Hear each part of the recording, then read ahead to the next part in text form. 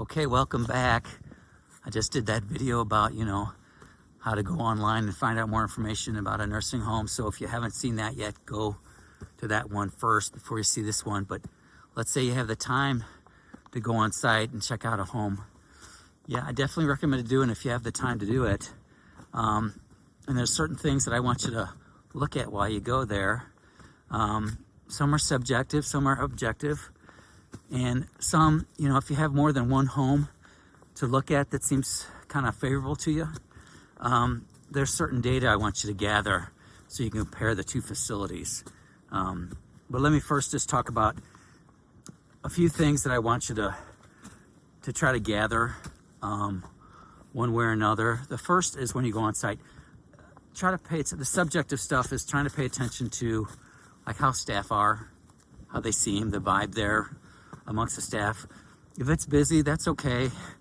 They're going to be busy, but are they busy angry, or busy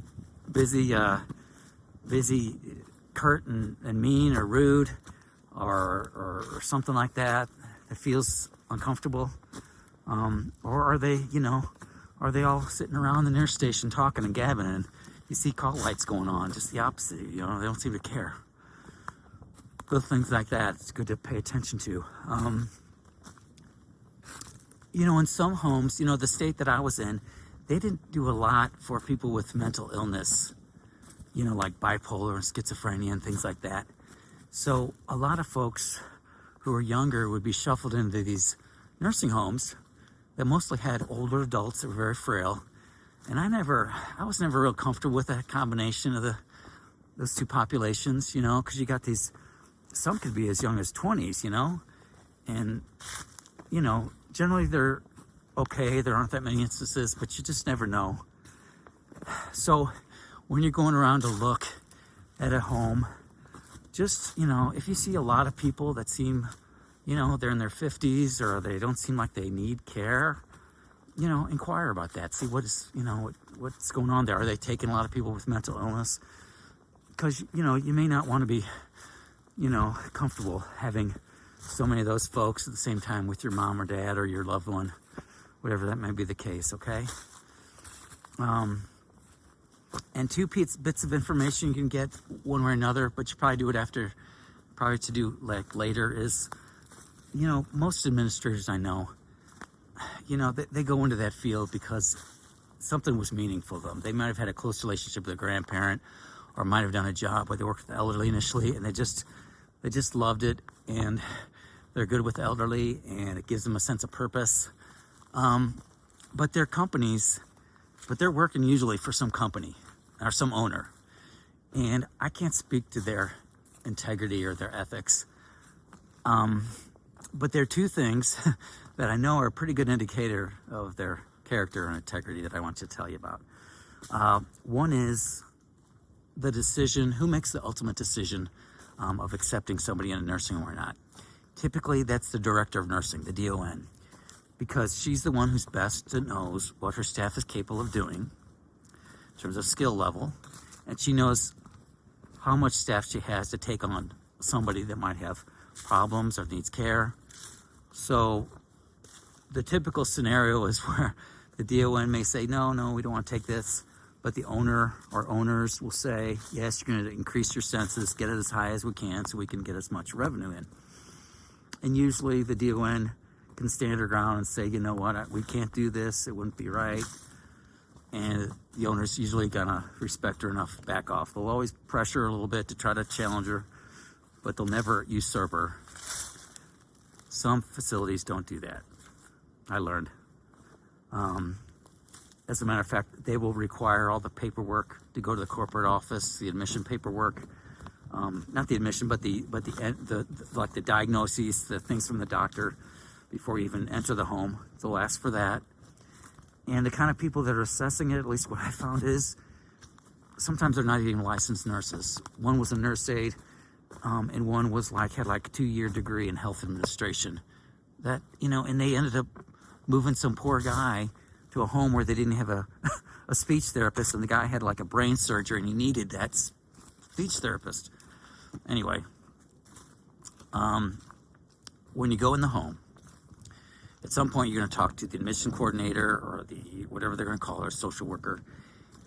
And I want you to ask her, and this is hopefully further down the way after you've looked yourself without her being intervening. But I want you to say, hey, when you get my loved one's information, is that sent anywhere else? Do you guys keep it here? And then I'll hear what she says, and you can kind of try to gauge that.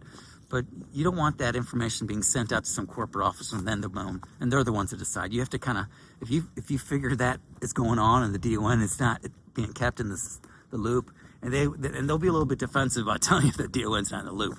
So you have to be kind of careful how you ask or kind of be smart about it. But I would avoid those homes because you know what? If they're willing to step on a DON's toes like that, I mean, what else are they doing? So what I want you to do when you go in, I don't want you to come on and say who you are. I want you just to go around like your family, just visiting. And, you're going to collect data. So I want you to be discreet about it. I don't want you to go in there with a big clipboard and a big pen and really look like you're an inspector because, otherwise people are going to freak out and they're going to think you're violating people's resident rights and they're going to make it hard for you. So just go in at most with a little tiny, post-it note, maybe a little pencil, and just take notes because when you first get into a hallway, I want you to look at one thing and write it down right away. Call lights, the number of call lights that are on, usually in front of, above every door. Most are set up so that you'll see the call light above the door and it's lit. It'll be a red or white light. So just right off the bat, write that number down. And it's a one-time thing. When you get to the very beginning of the hall, you write it down. You don't add them later if you see more coming on because we're just going to compare against other places. So we want a snapshot. Just write that down when you're at the top of the hall and then proceed down the hall slowly, just kind of looking. And I want you to observe a couple things. I want you to count the number of people that are up for the day. They're in a wheelchair. They're up in their room. They're not lying in bed. But they don't look like they've gotten any kind of morning care. Their hair's kind of messy. They're still in a gown or pajamas. If they're lying down, they might have gone back to bed. That's okay. People will take naps in between meals. Don't count them. Just count the ones that are up, appear to be up, but not kept or who got it, made any morning care. So, because by that time they should have gotten morning care, And then if you notice, you're walking along and you smell BM coming from a room, that's an occasion of somebody probably not gotten that care yet, So take note of that. So I think those three things are good to note. Now, the other thing that's going to be a little harder to tell is the number of staff there, because I want you to pay attention to that too, because you've got nurse aides and licensed nurses. And I really want you to count the nurse aides. They're the ones that are going to do the direct care for the residents, the ones that really take care of the residents, of the nurse aides. They're going to be called a CNA or nurse aide. It's certified nurse aides. They got to be certified within 4 months, get a little training in what they're doing, but it could be either name, CNA or NA, often referred to as. So you might just want to ask them, gal, when you get sort of towards your end at the hall, even just say, hey, you know how many staff are here today or how many aides are here? They may not know the number of aides, but they'll know the number of aides on that hall. They'll definitely know that. So try to get that information if you can.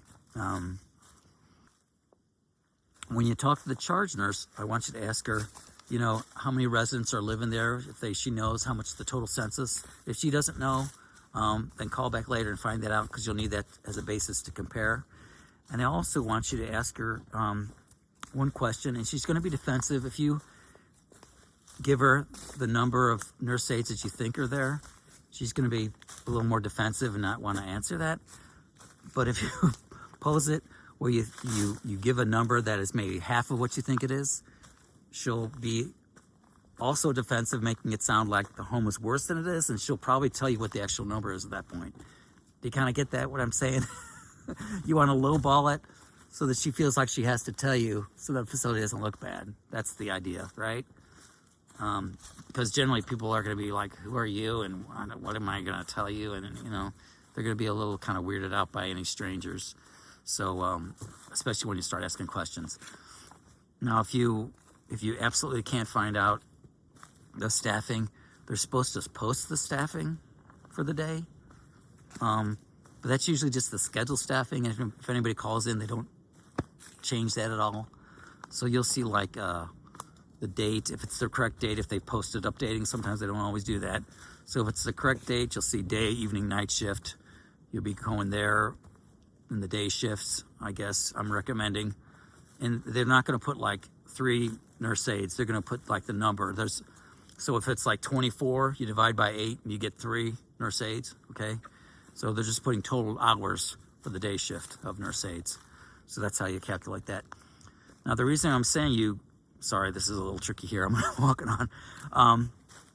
The reason I'm saying you get all those numbers is you want to compare, and you get the census, is you want to compare, apples to apples. So if one home has 100 residents and the other home has 50 residents, but they both have, 5 aides, which one is the better one, right? And the same for all those other characteristics.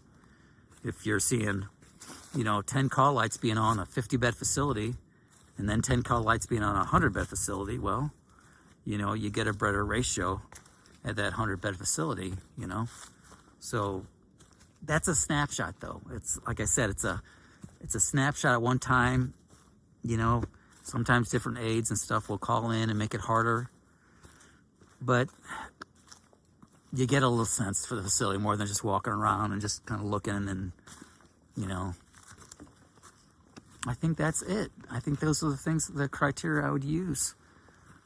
If you liked the video, if you found it helpful, please share it with somebody who might need it, or give it a thumbs up. And if you want more information from me, please go to www.nursinghomerisk.com. Boy, a lot of trees are knocked down here. What's going on? Nursinghomerisk.com. And I will see you on the next video.